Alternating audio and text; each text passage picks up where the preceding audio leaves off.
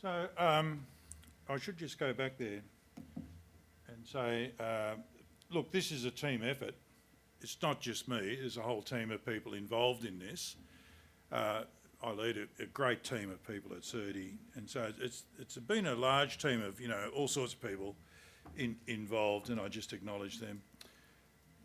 We don't need to labour this point at all, but soil data is really a hard one, and I use that term because it was recently used at the 70th anniversary of the Soil Science Australia by Mark Imhoff, and it was a really good point he made.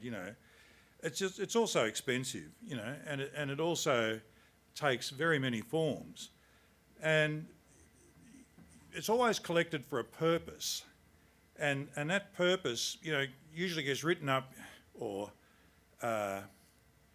sort of reported somewhere, and then it ends up on a shelf, and it's such a shame that all that hard-won data is typically lost, forgotten and ignored. And so, this really inspiration for this project was, no, we want to be able to access all this data. And so the VAS project, the Visualising Australasia Soils, also known as the VAS project, started in 2019, and it's really, its main aim was to motivate people to liberate those data and to make those data available. Now, it's this sort of new wave of data and data management that's gone across the world is to make data findable, accessible, interoperable and reusable, or fair data systems. It's taken off around the world. And so, you don't know, if you don't know that the data's there and you can't find it, it's useless. And also to align with other soil data initiatives, because they're growing by the minute. Data's become really valuable. And so, it's lining up with the Australian National Soil Information System, all of the international systems that are around, all of the state systems, some of which are undergoing, revitalisation. And then the last one was to, make this thing enduring. It's no good putting all of this together if it just falls over at the end of the CRC, and that would be a waste. So the way this works really effectively is that it's just a system that we've built. The unique thing about what we're doing is that we're taking data from the public sector, which is usually available in various places, different states and so on, and also from the private sector, which is data that you normally don't get to see. Now, that private sector data also includes hidden data, usually from universities, from catchment management authorities and so on. So it's not just all necessarily from farmer groups or individuals or businesses. Now, some of those have the ability to show their data into a portal or into some use, but most of the private sector in particular doesn't. And so we ended up building a soil data aggregator, which is the fair proportion of what we've done, which is in the middle. So it's a self-serve system where you can lodge your data and it gets translated into fair data standards, which makes it available. So when you go to VAS, to the portal, you'll see public data. So this is a classic example from New South Wales. You can get soil organic carbon stocks in this case. And so there's a whole bunch of data that comes in from state agencies or other places where it's already publicly available. And then there's the data that is it goes through the aggregator. So this is stuff that comes from the farmer groups, and at the moment there's 12 farmer groups who've put data into that, many of them in this room, 4 catchment management authorities, 3 universities, and effectively what you've got there is 60 data sets that are about 5,500 sites, from which roughly 15,000 samples have been collected, from which 250,000 observations have been.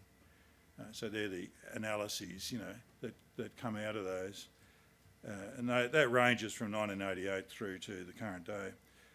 But there's also about 800 million soil moisture probe observations in that system as well, and those soil moisture probe observations come from a variety of different sources, and they're usually soil moisture, soil temperature, some have got rainfall and so on at different depths as well, so that creates an awful lot of data. So once you're there, you can visualise the data and see the data that's publicly available. If you have contributed to data, you access it via a login and you get to see your own data, but not the other data that's in there at the moment. The key thing here is that the data remains, with the custodian, so that the custodian set the rules. It's your data, you set the rules. That's the key thing, the underlying principle of this. And you can export the data, you can select layers and so on. You can visualise it using graphs showing trends over time, or, results down a profile, or, looking at all of those. Some groups have chosen to share, a few custodians have chosen to share their data, and some of them are openly shared, but with blurred locations. So where they're shared, for example, in this diagram here, on the so that's southwest Victoria. Some groups like to see the soil somewhere within this 5 kilometre by 5 kilometre polygon, but you don't know where. Every time you hit the button, it's in a different spot, so it's randomly in there in that sense. And then some of the others have chosen to use a data sharing agreement. So for example, we've just been able to provide the soil moisture data, about 600 million observations or more, from the Southern Farming Systems soil moisture data network, 70 probes in southern Victoria and Tasmania, to researchers at the University of Newcastle through a data sharing agreement. And that data sharing agreement is then signed by all the parties involved, Newcastle Federation and Southern Farming Systems, and it has stipulations only to be used for research for the extent of the project, etc. Whatever is in there. And then there's a fairly strong component of social science research that's been following this. So we've got a social science team led by Dr. Alison Ollerenshaw, and she's been working with questionnaires and interviews and all of those sort of things, and some of you will have experienced that, to follow up with the social science research. And of course it's all about those C's that you see there, I won't read them out, but you've got them there. In terms of the opportunities for VAS, so it works on this basis that you've got better data leads to better decisions. So the data leads to information, to knowledge. With that knowledge you make a decision, it leads to an outcome. With that outcome you get some wisdom, and then that feeds back through the system. But it also provides opportunities to feed it into AI tools and other apps that you've got. The strong one is the evidence base. It provides an evidence base for all those things that you need, like proof of stewardship and carbon neutrality and nature positive and all that stuff. And also provides a system by which you can manage your data, so that when you've got turnover of staff and everything else, you don't lose the data. That's an important part as well. There are a couple of challenges still. One of them is that to make this sustainable, we're still working on the governance and business model. That has to be ready by March and go through the Soil CRC to, with the options. And the other one is the value propositions. And in that case, we're trying very hard to get, user stories and other things in there. You've got to have the incentive to do this. And then finally to say, look, data's become a really valuable commodity. Everyone needs to have the evidence and the data. Data actually supports the biggest organisations in the world, like Google and Meta and so on. That's where it's a big commodity now. And so the future, really relies on quality, trusted data, and that's hopefully what we're able to provide with this. So check it out. There's the website. Have a look at it. See what you reckon.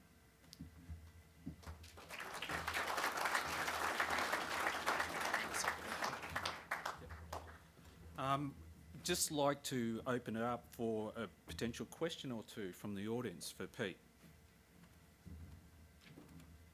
Question I have, with that soil modelling, the data you've got from all the different geographical maps around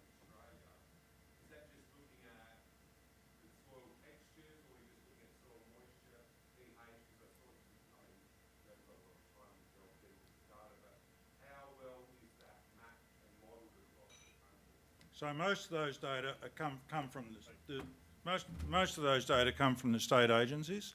So it varies by state. In some cases, New South Wales is particularly good. In other cases, the state agencies don't have that. There is some national data sets. There are national data sets, but they are very broad scale. You know, it's kind of pixels of 5 kilometres or something or other. So yeah. No, absolutely not. No, I wish we were, but we're not. No. Ellen Walker, just very quickly. Oh, thank you. Very quickly, does it include microbiological data, soil data? It's And probably what the about- most common question we get, and the answer is there's very little data, But to be honest. couldn't individuals submit their data? Yes. Yeah. That's the intent. Thank you. Oh, with microbes. Fantastic. Thank you. One more, because I know Andy's up back there.